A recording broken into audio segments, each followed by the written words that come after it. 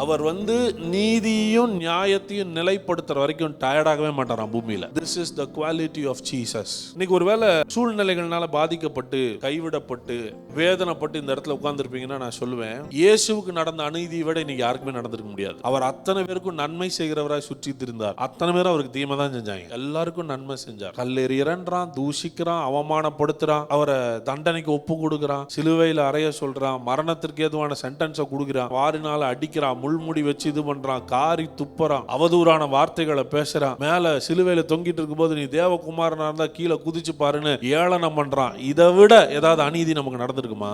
நீதி செய்தவருக்கு அநீதி நடக்கிறது. அவர் நன்மை செய்கிறார், திரும்ப தீமை செய்கிறார்கள். அவர் மற்றவர்களுக்கு நல்லது செய்கிறார், நன்மையை வாங்கிட்டு ஒருத்தன் தீமை செய்யறான். ஜீசஸை விட யாராவது பாதிக்கப்பட்டிருப்போமா? இன்னைக்கு நான் சொல்றேன், நமக்கு என்ன நம்பிக்கை தெரியுமா?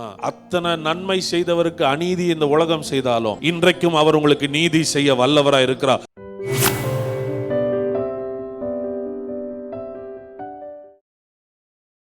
ஒரு அநீதி உள்ளவனே, நியாயாதிபதியே, கர்த்தருக்கு பயப்படாதவனே, ஒரு விதவை ஓயாம கேட்கறனால அவளுடைய கேஸை செட்டில் பண்ணிவிட்டு அனுப்பிச்சு விடுவானா?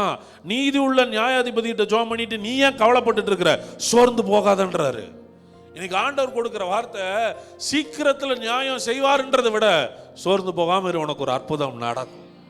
You have been praying for many things. நிறைய விஷயங்களுக்காக ஜெபம் பண்றீங்க. You are waiting, praying. என்ன சொல்றாருன்னா, சோர்ந்து போகாத. உன் டைம்ல நடக்கலைனாலும் அவர் டைம்ல கண்டிப்பா நடக்கும். ரைட் டைம்ல கர்த்தர் நீதி செய்வார், நியாயம் செய்வார். பழைய ஏற்பாட்டில் இந்த ஏசாயா தீர்க்கதரிசி இவர்களெல்லாம் பேசும்போது இந்த நீதிக்காக இவர்கள் காத்து கொண்டிருந்தார்கள். ஏசாயா 30ஆம் அதிகாரம் 18வது வசனத்தை வாசிங்களேன். ஏசாயா 30ஆம் அதிகாரம் 18வது வசனம். ஆனாலும் உங்களுக்கு இறங்கும்படி கர்த்தர் காத்திருப்பார், உங்கள் மேல் மனதுருகும்படி எழுந்திருப்பார். கர்த்தர் நீதி செய்கிற தேவன், அவருக்கு காத்திருக்கிற அனைவரும் பாக்கியவான்கள். ஏசாயா சொல்றாரு, கர்த்தர் நீதி செய்கிற தேவன், அவருக்கு காத்திருக்கிறவர்கள்லாம் யாரா? பாக்கியவான்கள். ஏசாயா இந்த தீர்க்க தரிசனத்தை எழுதும்போது இன்னும் இயேசு வரவில்லை. ஏசாயா இந்த தீர்க்க தரிசனத்தை எழுதும்போது இயேசு இன்னும் பிறக்கவில்லை. அதனால் அவங்களாம் யாருக்காக காத்திருந்தாங்க?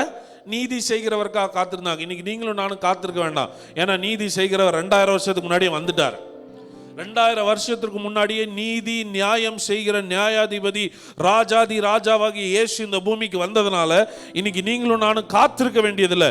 விசுவாசத்தில் கர்த்தர் நீதி செய்கிறதை நீங்கள் பார்க்க வேண்டும். Now is your time. ஒரு நாள் கர்த்தர் நீதி செய்வார், ஒரு நாள் கர்த்தர் நியாயம் தீர்ப்பார், ஒரு நாள் கர்த்தர் நியாயம் செய்வார் அப்படின்ற மனநிலை மாறணும். ஏசாயா 42ஆம் அதிகாரம் 3ஆம் வசனத்தையும் 4ஆம் வசனத்தையும் வாசிங்க. அவர் நெறிந்த நாணலை என்ன பண்ண மாட்டாரா? முறியாமலும் மங்கி எரிகிற திரியை நியாயத்தை உண்மையாய் வெளிப்படுத்துவார். அடுத்த வசனம். அவர் நியாயத்தை பூமியிலே நிலைப்படுத்தும் மட்டும் இலக்கரிப்பதுமில்லை, பதறுவதுமில்லை.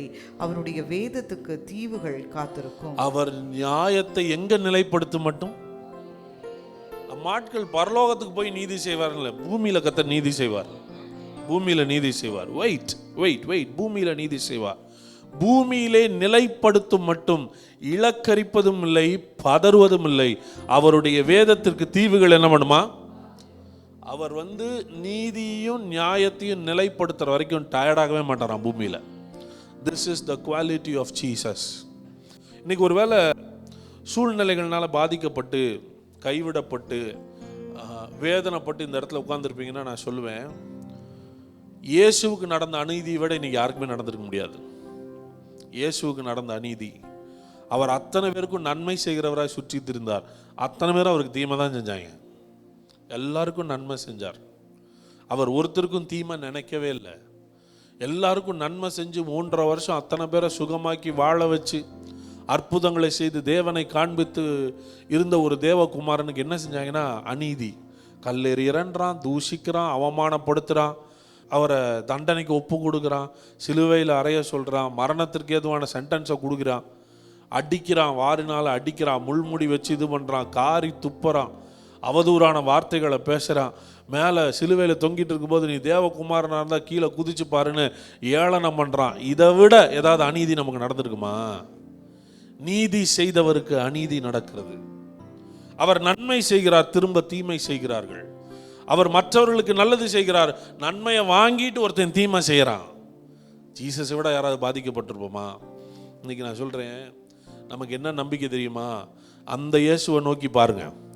அத்தனை நன்மை செய்தவருக்கு அநீதி இந்த உலகம் செய்தாலும் நீதி செய்கிற தகப்பன் 3ஆம் நாளில் உயிரோடு எழுப்பி பரத்திற்கு எடுத்துக்கொண்டு போய் அவரை சிங்காசனத்தில் உட்கார வைத்தது உண்மையானால் இன்றைக்கும் அவர் உங்களுக்கு நீதி செய்ய வல்லவராக இருக்கிறார். Look at Jesus, look at Jesus. Amen.